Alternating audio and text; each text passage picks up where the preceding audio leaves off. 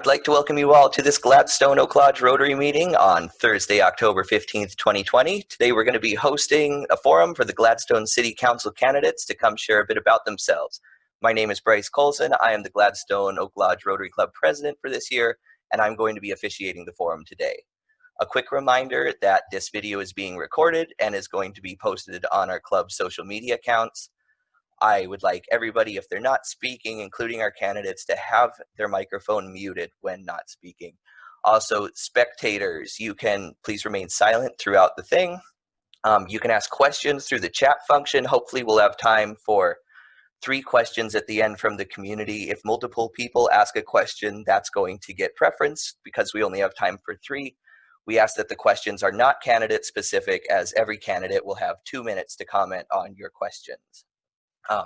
Real quick, Rotary is the world's largest social philanthropy organization who is internationally dedicated to eradicating polio, improving education, and making the world a better place. Locally, our club hosts the Community Festival and Pancake Breakfast, gives thousands of books away to students, and thousands of dollars in scholarship every year to local grads. Today, we have the candidates for the 2020 City Council election. All candidates have been invited and will be addressed today in the order found on the city's website, which is by seat position, then last name alphabetically. The Rotary Club as an entity is hosting this forum as a neutral ground and will be making no recommendations or endorsements. These questions were formulated by the club at a regular Thursday meeting, which are open to the public every Thursday at noon.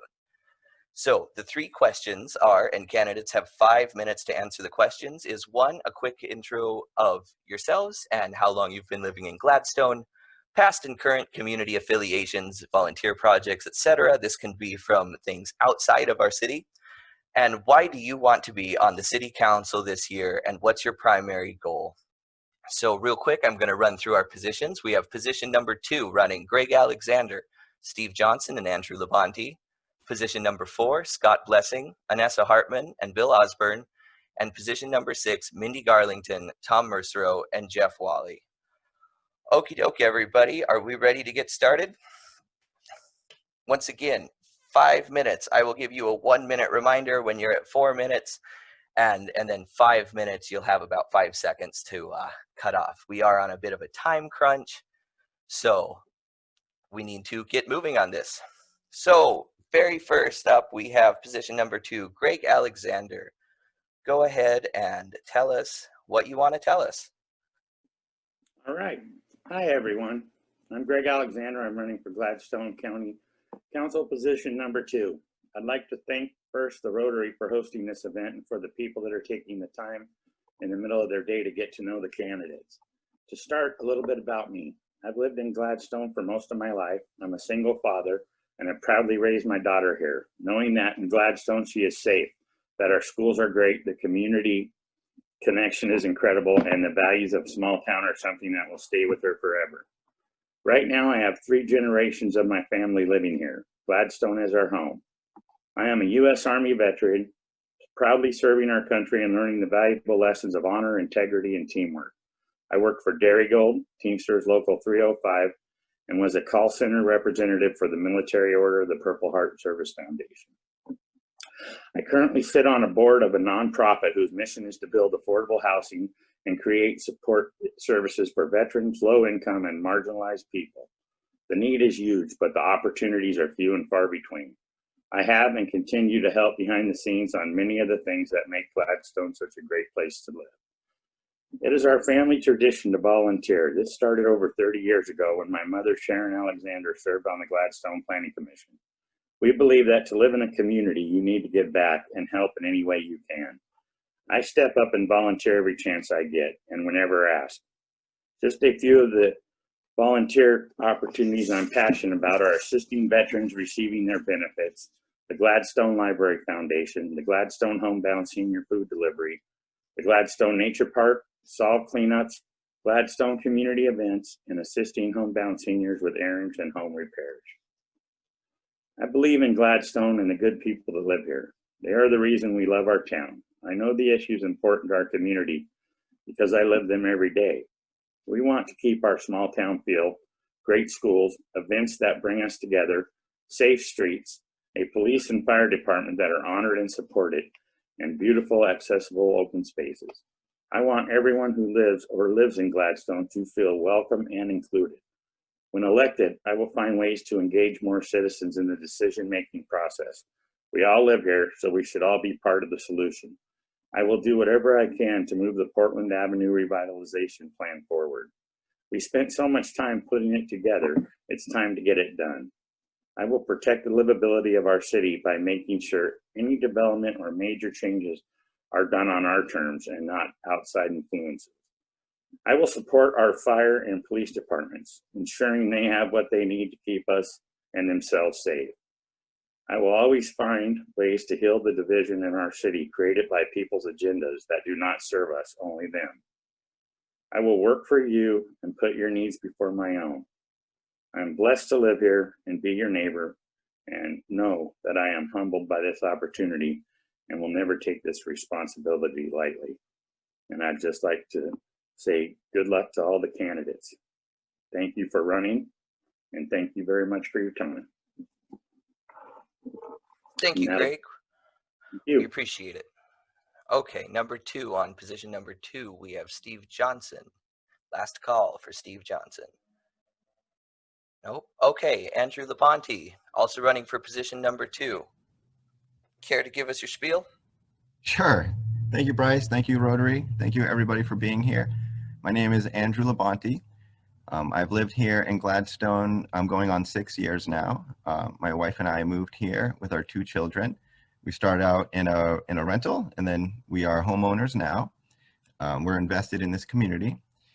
My wife is an Air Force veteran. She's a home health nurse in our community. I'm personally, I've been in traffic safety education for 20 years. Most of you got out of driver's ed at some point, but I'm still in it. But 20 years later, this is my passion in life, and I am so thankful for the opportunity to work with community members, young folks, people that have never driven before, to give them the freedom of driving and to encourage safety and to try to make driver's ed a little less boring, perhaps. Starting out in my early life as a driver's ed teacher, I started to realize how important traffic safety issues are to the community at large. In moving to Gladstone, I noticed a board position was available on the Traffic Safety Advisory Board. With my experience, I wanted a different way to help the community, to use some of the skills that I have in a bigger way, I guess. Thankfully, I was voted on to the board unanimously by City Council. I also serve on the Park and Rec Board. I was voted on unanimous for that board also. And, you know, and the question here, you know, what's our primary goal? You know, of course, I agree with the other candidates. We need an inclusive civil society here. We need a friendly neighborhood, of which I believe we do. That's why we live here, why we stay here. But certainly my affiliation with these boards is in line with my goals. And if I get into City Council, I hope to improve, in a simple sense, pedestrian safety. There are a lot of places in the city that improvement, it's been well noted in meetings, and you walk around, you talk to folks, there are spots that are dangerous here. And there are things that we can do in our city that are, these aren't huge infrastructure projects. Many of these are low cost things, and already we're making some progress. So, you know, I go through some examples. I worked hard to get stop signs at Max Patterson Park. In fact, that was brought to my attention by a student of mine that lived in that area. I try to get my students involved in public service. And he had mentioned that. I was like, man, you're totally right. I went to the Traffic Safety Board. I went to Park and Rec. I went to City Council. And it was generally unanimous that something needed to be done about those intersections. And, you know, I am proud of that work. I know citizens in that neighborhood have benefited from that stop sign, or those stop signs rather. But there's other things that we can do. I really believe in connectivity for our parks. We have a great park system. We need to make it safer to get there. In the voter pamphlet, I mentioned working on the intersection at 99 in Arlington. This is something that City Council needs to work with the community to address through ODOT, Department of Transportation. It's a dangerous intersection. It was a top thing on my list in the voter pamphlet for a reason. These are acute issues when we're talking about public safety. Any of you have been in a crash, the financial side of it, the physical side of it, pedestrians crossing those streets. Talking about pedestrian crossing, something needs to be done about certainly Webster Road. We've got increased population there. Perhaps some crosswalks would be nice, and certainly if I'm in council, I'm going to work towards some of those goals. 1 minute. Thank you. And again, these are my primary goals. Jennings is a dangerous place to cross for sure. And Oatfield also, there's numerous places there, and anybody who tries to cross those streets realizes that there's a problem. I went a little bit off script. That kind of is how it goes with me, I suppose. But, I've worked in traffic safety for 20 years. I'm honored to have an opportunity to use my skills to help improve traffic safety in our community. Whether you support me or not for council, I am on the traffic safety board for 3 more years, and I intend to be here working for the things that you think are important, and certainly in regards to traffic safety. And I want to give a shout out to the police department and also to Public Works, because really these projects are a group effort, and they have been phenomenal in addressing these issues for the citizens. And I hope to use that momentum in council to make some improvements here in our city. Thank you. Thank you, Andrew. We appreciate that. Okie doke, everybody. That was position number 2. Moving on to position number 4, we have Scott Blessing, Anessa Hartman, and Bill Osborne. Scott, have you joined us today? Last call. Okie doke. Let us move on. Anessa Hartman, could you please enlighten us? Yes, hello everyone, and thank you so much for putting this on. This is awesome. My name is Anessa Hartman. I am a mother to 2 daughters that are currently in the Gladstone School District. Growing up, we moved around a lot. It is important for us all to understand that not everyone has the privilege of staying in one place for the entirety of their life. So if you fast forward to 2016, my husband and I were blessed to have the opportunity to purchase our first home here in Gladstone. We immediately fell in love with the neighborhood and all that it has to offer. I am running because this is my city. We have chosen this city to raise our young family, and I would like to be a part of the people who make the decisions for moving this city into the future. For the last 14 years, I have spent every day focusing on my career in the private sector, hospitality. I attended culinary school in LA and immediately began working for one of the top catering companies. Over the years, I have worked for a wide range of organizations, leading teams of 20 to 50 people and helping to create and manage budgets from 3 million to upwards of 20. I've had the pleasure to work with some really great companies like OHSU, Intel, Marriott, and Portland Center Stage. Choosing hospitality as a career teaches you how to manage people, how to work with folks from all different walks of life, teaches you patience and budget management. My attention to detail, budget skills, people skills, and the ability to work well under immense pressure is why I believe I will make an excellent addition to our City Council.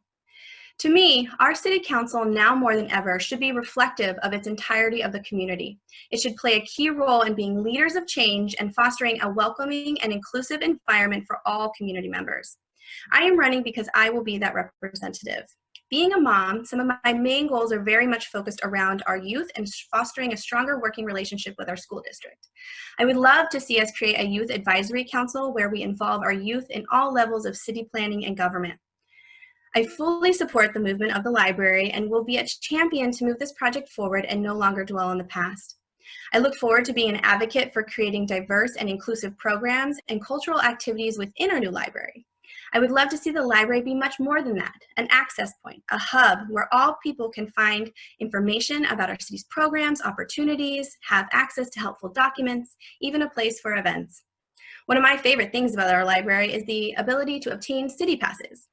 We can increase this engagement by creating additional programs that reflect our city's history, walkable maps, guides for bird watching, scavenger hunts. We can even include our youth, our residents, and our seniors to help come up with fun and innovative ideas. Additionally, I am very excited for our downtown revitalization plan. It is a long time coming. Having extensive experience and connection in the travel and tourism industry, I will be able to apply my project management skills to help push forward this plan. We need someone that will engage our community so that we can obtain an overall opinion because this does affect us all. We need someone that will discuss whether we're allowing 3-story buildings or how we can create safe bike paths, even the ever important topic of parking. I will be that person that will engage and listen to our small businesses and our community members so that we can plan this together. Creating strong relationships is also a top priority of mine. We need to put forth effort in creating these relationships with our surrounding cities and our county. We need to build bridges that connect us so that we can all work together to move into a brighter future. There are things that we can control on our own, and I do want to give credit for the city that we have built, and I am proud to live here. However, as we continue to move forward, it is extremely important to foster these relationships so we can work cohesively.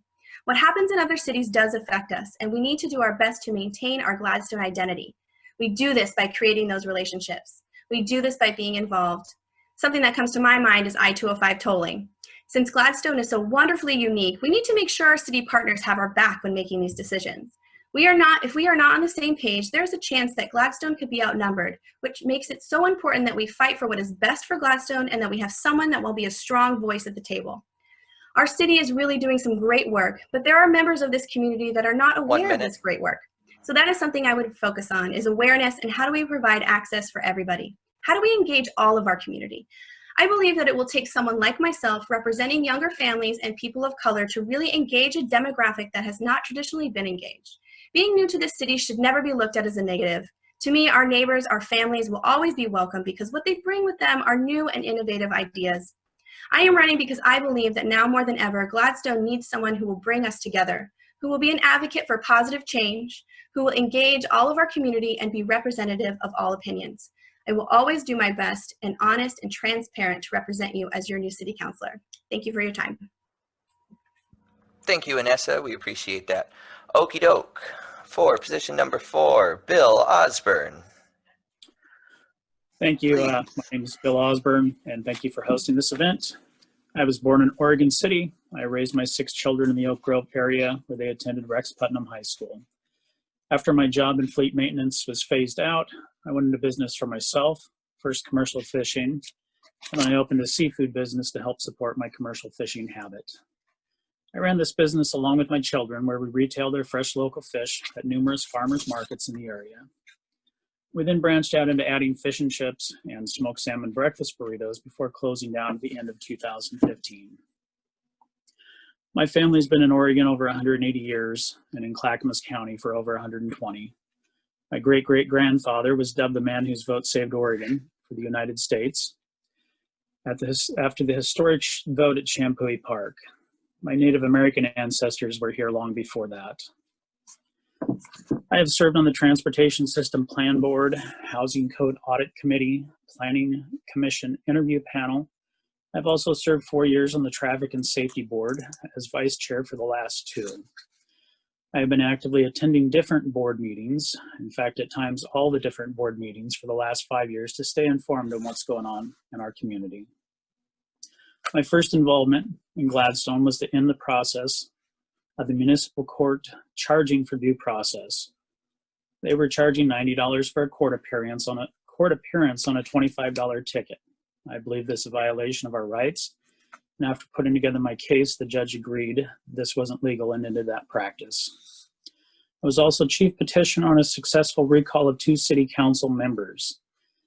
That removal of those 2 councilors led to the drop into the lawsuit we had with Clackamas County and opened a path to what will be our new library. I've organized regular cleanups at the High Rocks Parks area, all the parks along the riverbank there, including High Rocks, since 2015 through Solve. I've also been a member and president of our Gladstone Historical Society since 2015. I'm a founding member of the Celebrate Gladstone group, which has put together many things we enjoy: the Christmas tree at the Senior Center, Halloween celebrations, events to do at the 4th of July barbecue, and other community events that are family friendly. I also do some of the heavy lifting for the Library Foundation for their yearly book sale. I help to transport their books and store them and pick them up from various people who are donating them. The reason I want to be on the council is to represent the average resident. I believe there's been a disconnect between the people and those who represent them. I want to bridge that gap. That is why there's that We need to bridge that gap so that we're truly serving all the residents of Gladstone. I also want to bring some order to the council. We currently have no process when complaints come in against our elected officials. At the moment, an email goes out to the council and they decide if they should be investigated.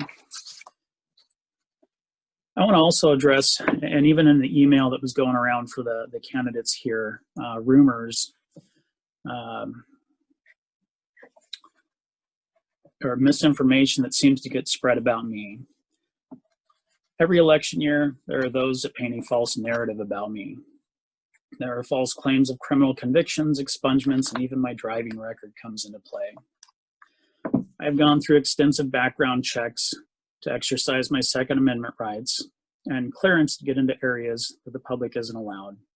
My 10-year DMV record has 0 violations. And anybody interested, I would say, rather than listening to some of the postings on social media, do your own check. Oregon State Police will do that for $10. I have a copy of my own report if anybody's interested, if that matters. I just think, Gladstone is all about serving the community. I love volunteering and doing things in Gladstone, and I believe that most of us in the community, including everybody that's volunteering and taking the time to run for office right now, is part of that volunteer spirit. And that's one of the things I love about this community. I think that if you give people a chance to help, they will. And that's another thing I would like to do as counselor, is to help enable people to put together programs to help organize volunteers so that everybody can enjoy going out and helping others, because it's quite infectious and addictive when you go out and you contribute and you help somebody and you see them grateful for what you've done, or you just know that you've made a difference, even if nobody else knows what you've done. So again, I thank you and everybody else for being here today. 5 minutes. Thank you, Bill. We appreciate that. Okie doke. Position number 6. Moving on, we have Mindy Garlington, Tom Mercero, and Jeff Wally. Mindy, would you please start us off? To get back with you. Just go with that. I'm Mindy. I have worked at Prince Inc. here for 28 years. It's been a really good job, and I enjoy the people that I've had the pleasure to work with every day. The work we do supports corporate and nonprofit and the nonprofit community, and before COVID, many small businesses in and around the metro area. Prior to that, I worked for Pendleton Woolen Mills in the women's wear division. Steve and I had been married for 38 years. The first 10 we lived wherever the Navy sent us, and we then moved to Gladstone.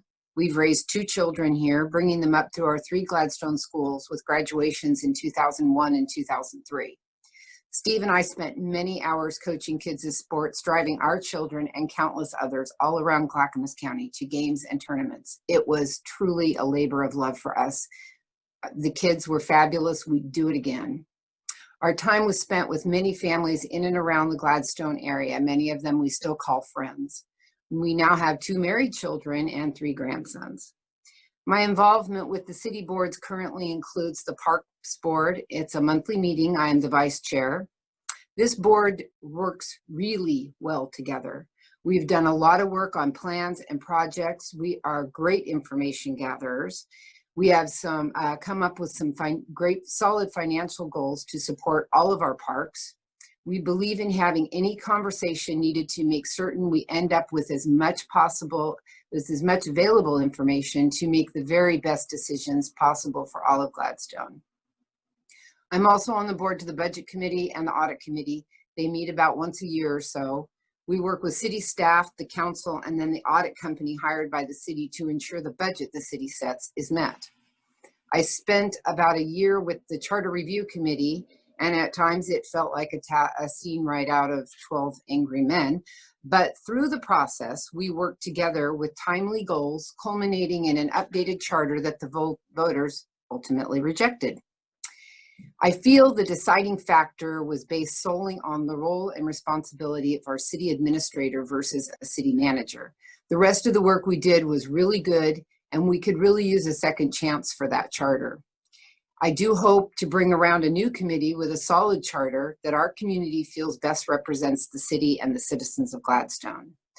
Almost 20 years ago, I joined many others to help keep Albertsons from moving into our community. It was a large and diverse group who fought a large and diverse corporation. We came together for a common goal and we made it happen. Shortly thereafter, I spent many hours convincing the city that Oatfield needed a sidewalk on at least one side of the street.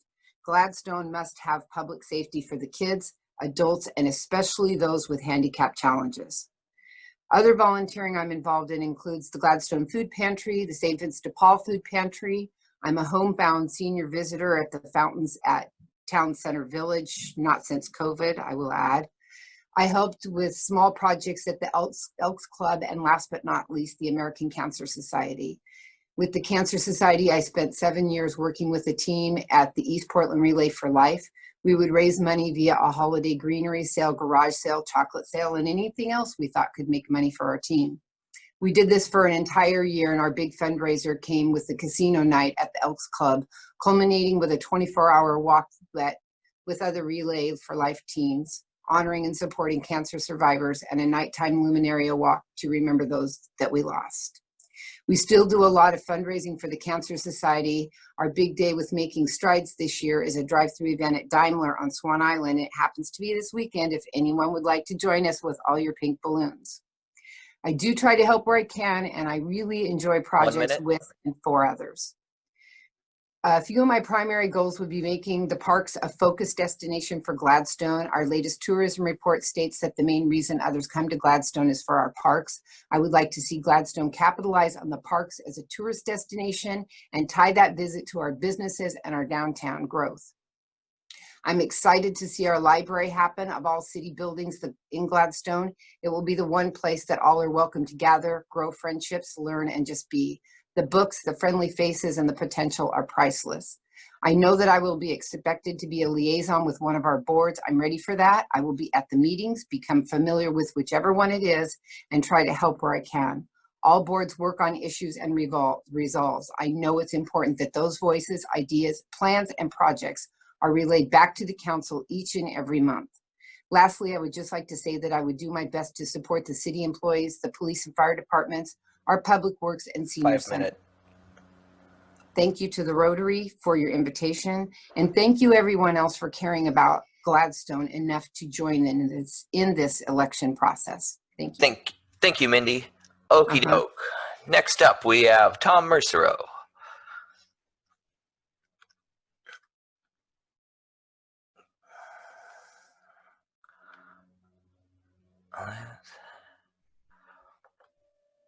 Hi. Hi, Tom. Hello, everybody. I've been in Gladstone now for near 45 years with my wife,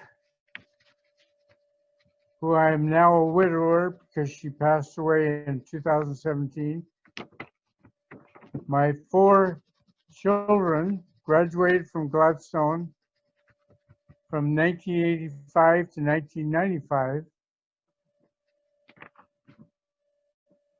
I'm happy to be a Gladstone citizen and have joined the city's planning commission in 2004 because the Gladstone Fire Department saved my life, and I wanted to pay them back for doing that. I've been, like I say, in the planning department for 5 years, and then I was appointed to the council in December of 2011. I am proud to say that I have been part of getting the new civic center, which includes the police department, and I am currently liaison for the planning commission, police department, and fire department.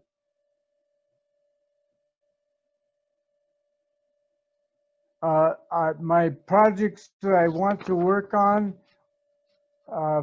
for the city and the citizens of the city is the new library and Also to complete the infrastructure replacement for the sewer, storm sewer, water, and conduit for the internet. My goals are to bring teamwork back to the council and keep decision costs effective,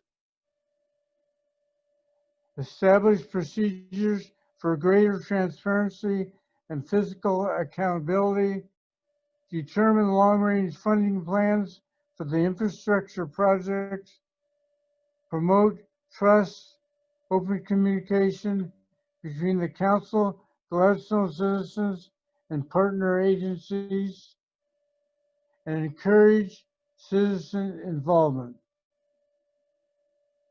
Thank you, Rotary, for having this debate, and I appreciate all the candidates that were involved and wish them well. Thank you. Thank you, Tom. We really appreciate your words. Okie doke. Last up for position number 6, we have Jeff Wally. Is he on today? Jeff? Okie doke. I'm not seeing Jeff. Okie doke, everybody. So we have several questions from the chat function. Give me 2 seconds to mute. Oh. Okay. So we're going to go through and just read them straight down the list as we're going through them. Please keep your answers to 3 minutes maximum, preferably 2. Okay, so first up from Ben Hildner. How do you plan on making Gladstone a safer, more welcome place for non-white people? Let's start off with Greg Alexander. We're going to go in the same round robin that we did before. Okay, yeah.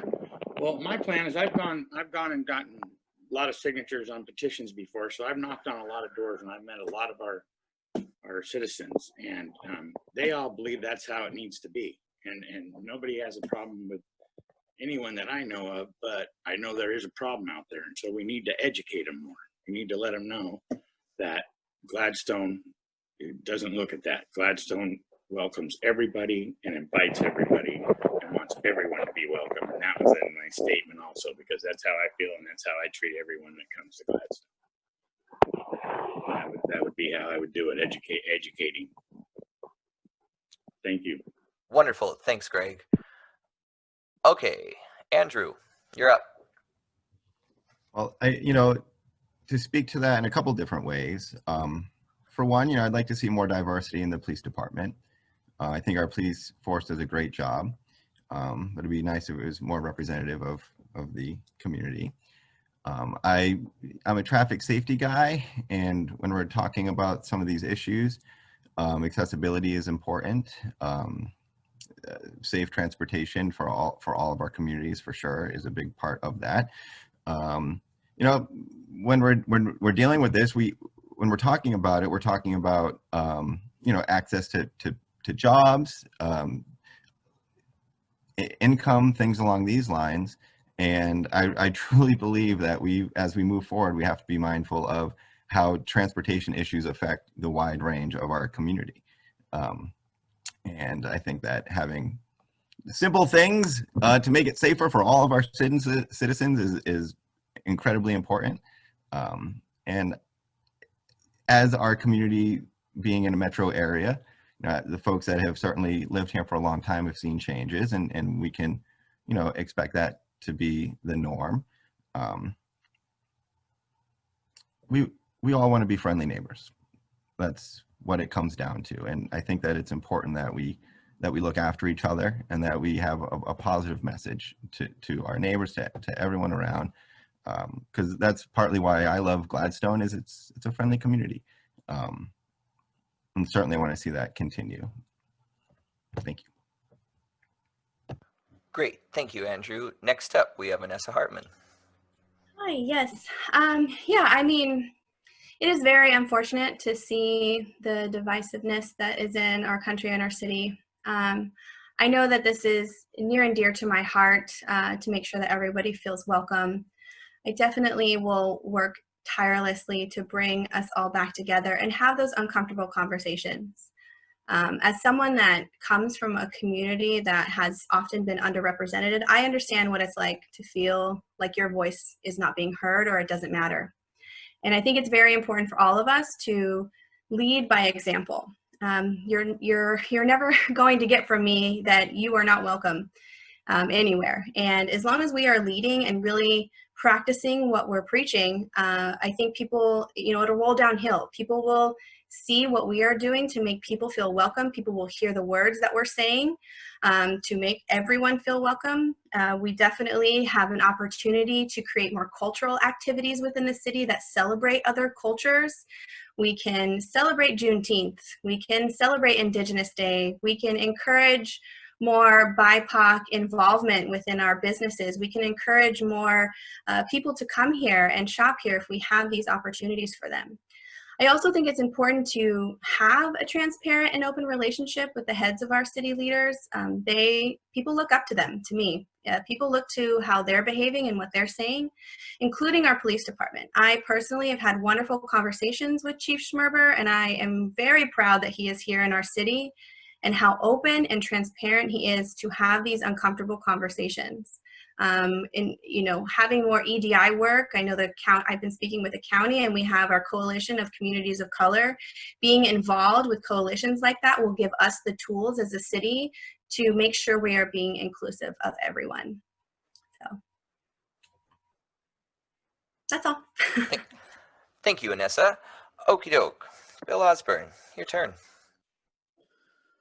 All right. I think we need to look at everybody feeling safe and not, treat some people differently. I think that's eventually, where we need to get as a society. I think when we stop and we label ourselves so much, we put barriers up between us and others. Myself growing up, being mixed race myself, there was the socially accepted side and then the not so socially accepted side growing up in the 1970s. And I think we as society have come a lot further. I worry about a lot of the stuff that's going on right now as in itself not necessarily being all inclusive, and I believe that's what we need to do. So when I look at somebody who is of color, somebody who is labeled as a minority, I don't look at them as somebody who is somehow less capable or disabled or more capable or any different. So I think as we approach this, we need to approach this as all residents of Gladstone and make sure that everybody is safe and feels safe. If people aren't, and in fact, we all know that racism is still here, and we come across that, we need to deal with those cases and deal with those harshly, I believe. Nobody should be discriminated against based on what they are, whether that's, their sexual identification, whether that's the color of their skin. Inside, we're all the same. We all have the same possibilities in life, the same capabilities, and none of us should get a leg up or a leg down because of that. So I support the Gladstone Police Department wholeheartedly. Grateful that the Public Employees and Police Union have endorsed myself, as well as a couple of other candidates on here. And we have a great chief. Chief Schmerber is kind of a throwback to the peacekeeping policing style versus the thin blue line mentality. And if anybody feels they're being treated unfairly by the police department or just in general, I know that he's open, and I have all the confidence in the world that he will tackle that in a fair manner. So thank you. Thank you, Bill. Mindy Garlington, your turn.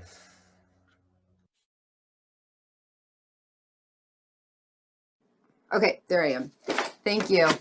And I just dropped my speaker on the floor. Okay, so I'm just going to piggyback a little tiny bit about on what Anessa brought forward, which is welcoming people to events. I truly believe that when you bring a community of people together for a common goal, that's when things happen. That's when people feel wanted. That's when people feel included. So full disclosure, I am not active in the schools right now because my kids are past that. And although my grandson was in them for a while, he's not anymore. But I will say this, in some of the projects that I have been involved in, Gladstone Gives Back, doing community food drives and things like that. When all of the kids and all of the people come together for a common goal and they actually spend time together and they actually talk to one another and they converse with one another, they feel welcome. They feel wanted. So educating people, bringing those opportunities out to the community to come together, to spend time together for a good common goal is how people meet each other and how we break those barriers. Because you're not going to have any of that with sideline phone calls and sideline internet things like that. It doesn't happen that way. It happens when we're together as a community. And you can't hide and complain. You have to come together and have the conversation. That's all. Thank you, Mindy. Okie doke, Tom Mercero.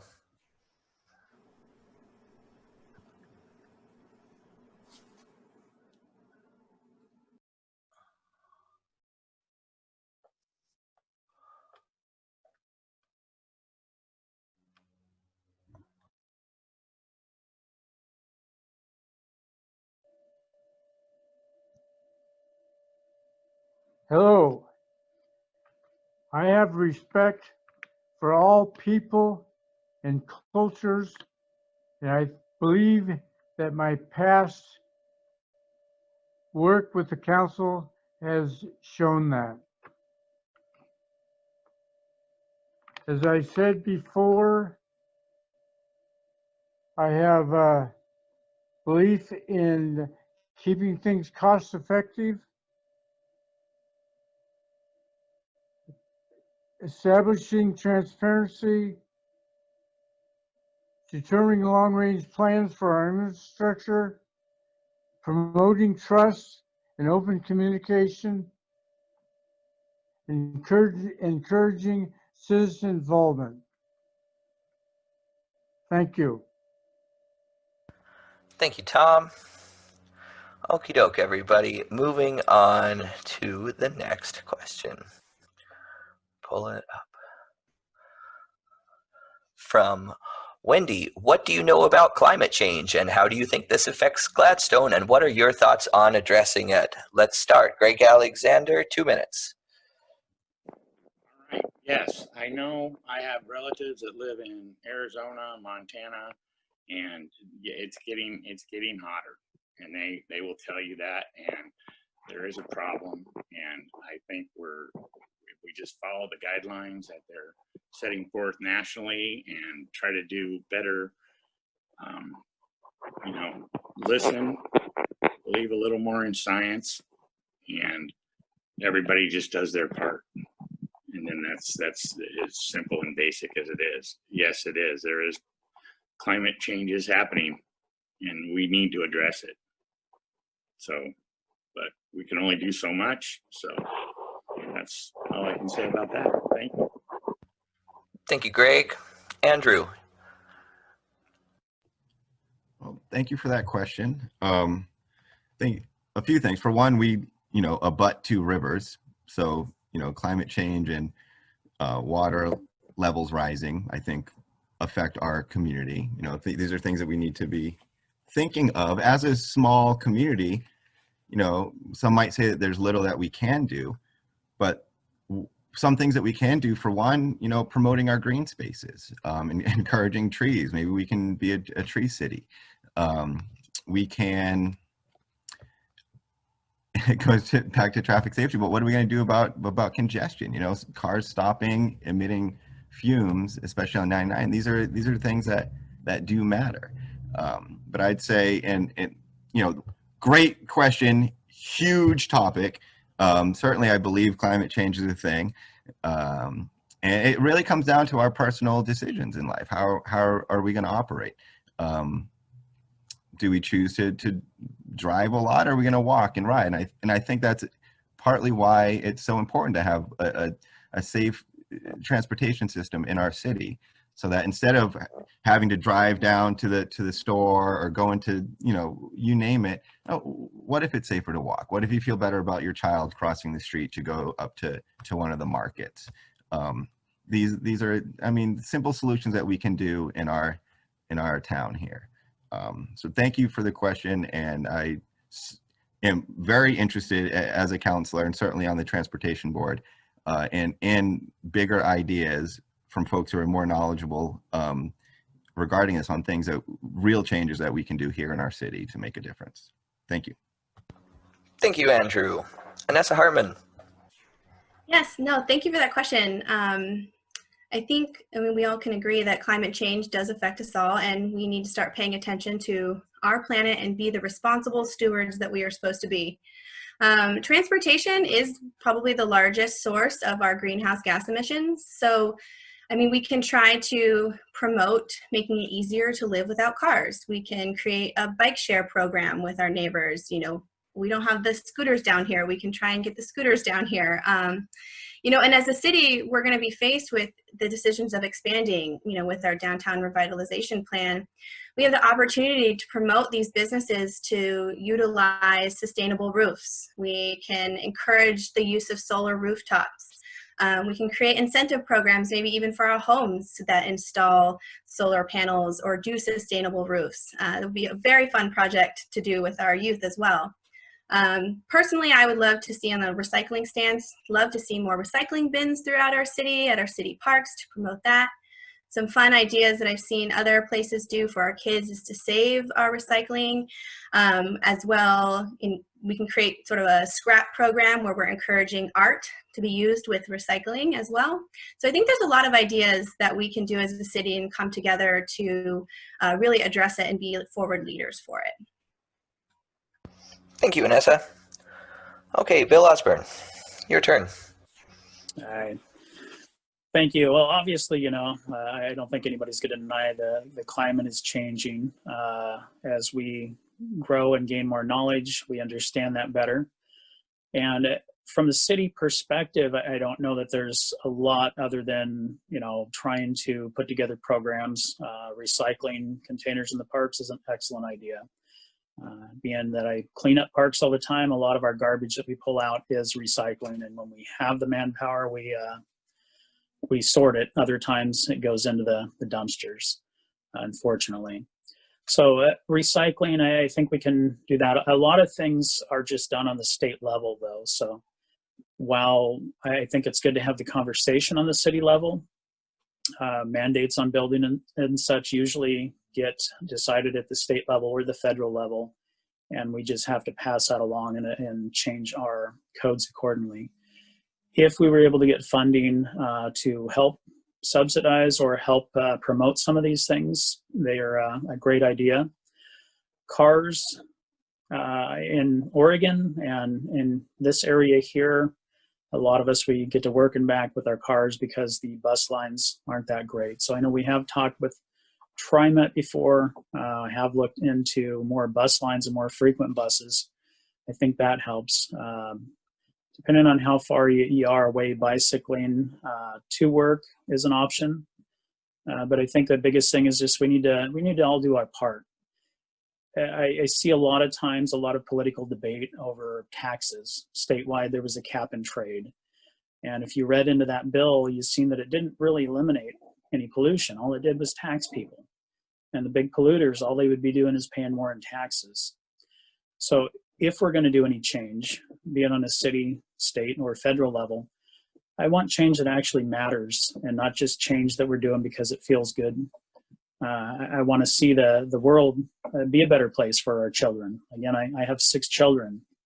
I have no grandchildren yet, but my kids are getting to that age, and I'm sure they're going to have kids, and there'll be future generations. So I always have believed and have taught my kids, and I believe we should all live by the practice that we need to leave the earth better than what we found it. So if we all do our part, We don't have to sacrifice everything. 2 minutes. But at the same time, we can achieve great things just by changing what we do daily a little bit, recycling more, walking more, not driving as much, buying the more economical vehicle instead of the big SUV. So again, I think just as individuals, we all need to do our parts more. Thank you. Thank you, Bill. Okie doke, Mindy. Hi. So climate change is true. It's important and it's there. I get that. But I believe that most of what our city council would be asked to do is on a little bit of a smaller level. We're not dealing with corporations in our city. We're dealing with a lot of households. So what we can do is, again, educate the people in our community on how to do small changes to make a greater good as a whole. Our grandson was with us for a long, long time, and due to the military, they moved to Maryland, and he came back, and I said, Mark, that's recycling. He said, Grandma, we don't have to do that in Maryland. I said, well, in this house, we do. So right there, the buck stops at every household in every neighborhood in the city of Gladstone, teaching children that, Mom, let's walk to school today. You know, hey, we can walk to Safeway, Grandma. It's not that far. All of that adds up. All small changes add up to big change. And I think that just begins with education, you know, and inviting people to that mindset of how to make that happen. The recycling is a huge issue for me. I've been recycling since I was a little girl. That's just the Oregon way. That's just how we do it. And so when I drive down the street on trash day and I don't see a recycling bin out, all I can do is hope that the reason is that bin isn't full. And that huge trash can overflowing really was all trash and not recycling. That, I think, is part of the education process as well. And I'd like to see us hold our trash people more accountable to educate those in our community on how to recycle. And I will say this, that recycling changes all the time. If you get online and you realize, well, this week we can recycle this, but this week we can't recycle something. That needs to come from our recycling people. They need to educate, and that needs to be part of the agreement 2 minutes, that Mindy. we have with them. So I just think it starts at home. Thanks for asking the question. Thank you. And last but not least, Tom Mercero. Hello, everyone. Appreciate all of the answers by the candidates. Environment change is important. One of the things, and one of the big things I support and have mentioned several times, is that the leakage from our sewage system into the city and that ends up draining into the Willamette River is very important to, in fact, improve. So improving our structure, our sewage system and so on will help us from keeping to dump bad stuff into the Willamette River.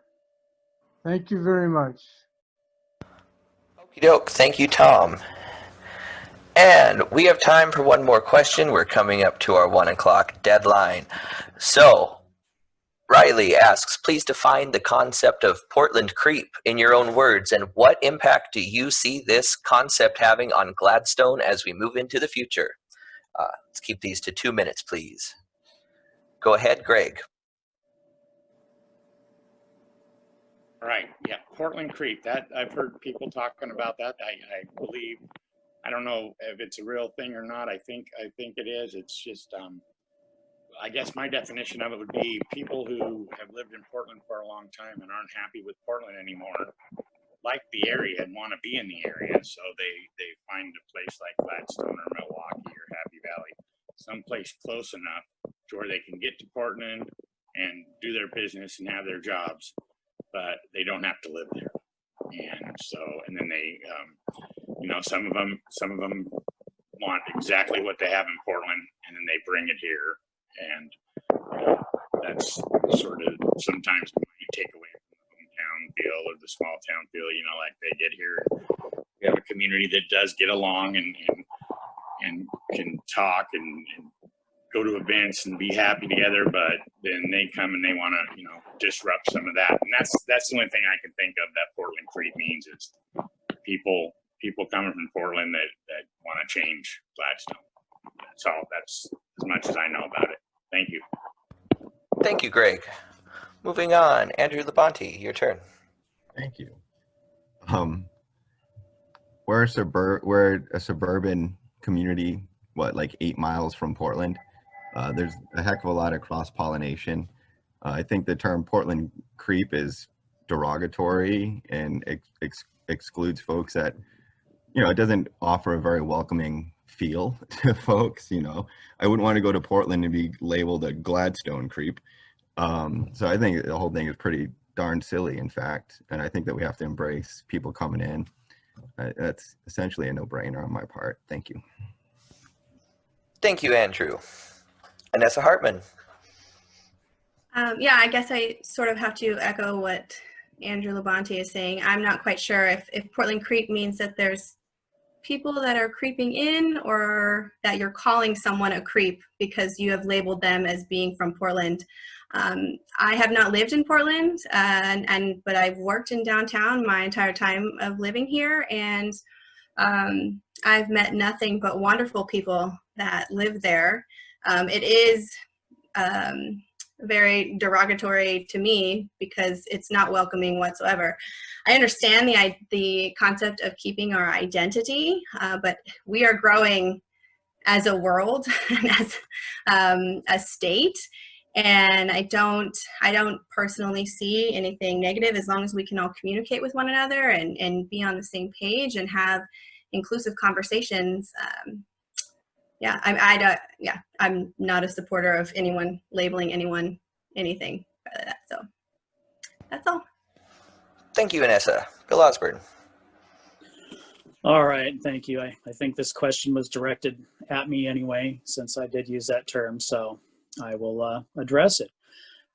To myself and people I've talked to a lot with the Portland Creep is just a lot of it has to do with heavier taxation for things, people willing to increase their taxes, pay more for things. I should say people generally who are more well off. The problem is we have a lot of people who are barely getting by. So as new projects are funded that benefit a small minority of the population, like, again, I promote bicycling and stuff, but when we tax all the drivers to build new bike lanes, when we diminish the amount of travel on our roads or close off roads for bicycles, while it is, we have positive attributes to it, at the same time, the people who are funding that may not be using that.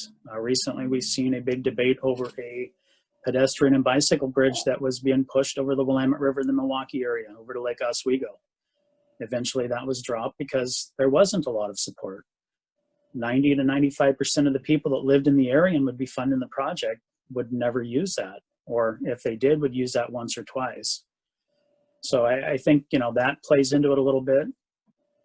I think also with this, you know, modernization of things. Now, Gladstone definitely needs some modernizing. I think we all accept that, but at the same time, people aren't looking to change the whole makeup of the city, the way it's laid out and such.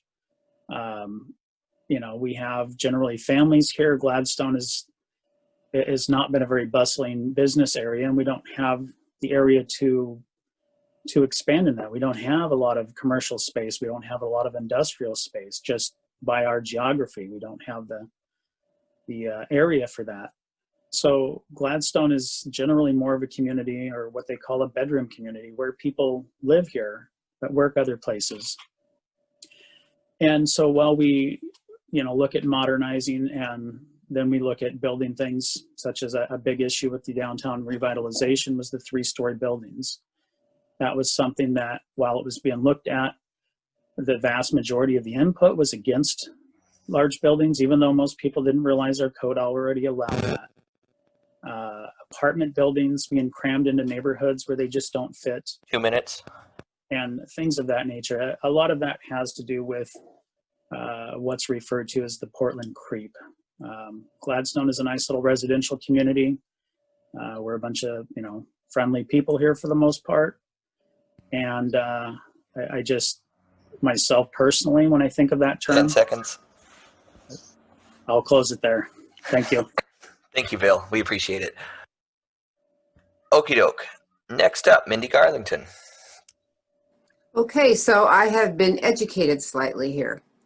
I always believed the Portland creep came from the fact that when Portland makes a precedence in the state of Oregon, it generally is heard loud and clear, whether it be for a huge, vast amount of problems that Portland has. They set a precedence in some way, and generally it moves out into Clackamas County, Marion County. All of the counties within the state of Oregon have picked up things that Portland have done and moved forward with those, whether they're good, whether they're bad, whether they're indifferent. That is what I always believed the Portland creep meant.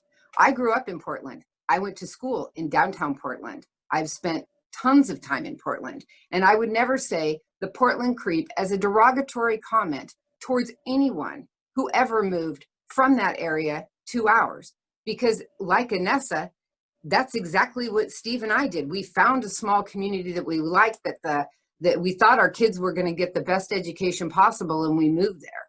So the Portland creep, just in a nutshell, to me means when Portland sets a precedence, generally the rest of the state in some form follows suit.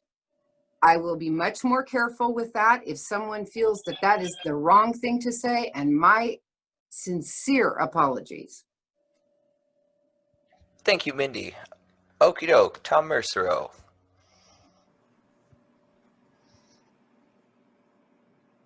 Hello again.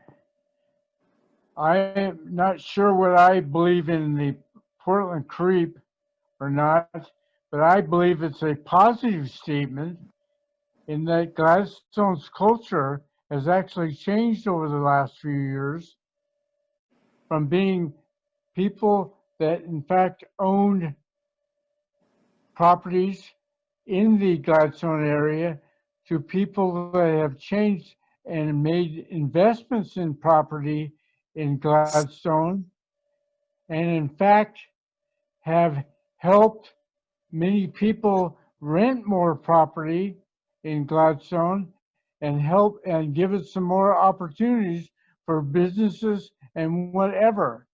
So I personally believe the Portland creep has been a positive thing to the Gladstone environment. Thank you. Thank you, Tom.